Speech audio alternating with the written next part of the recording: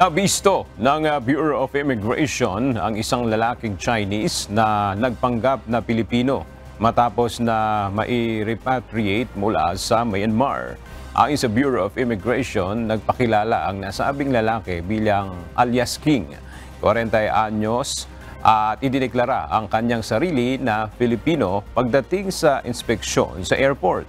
Base sa record, July 2023 nang umalis ng Pilipinas patungo ng Thailand si alias King gamit ang Chinese passport. Inamin umano nito na ginamit niya ang kanyang Chinese passport alinsunod sa payo ng recruiters upang hindi na umano matanong sa purpose ng kanyang pagbiyahe.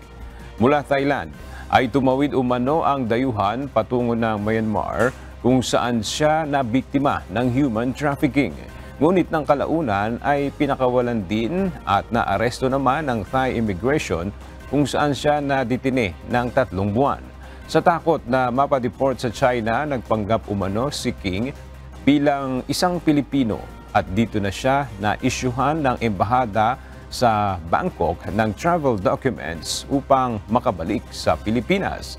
Sa ngayon ay nakadetine na ang dayuhan sa holding facility ng Bureau of Immigration sa Bicutan at naharap sa deportation charges.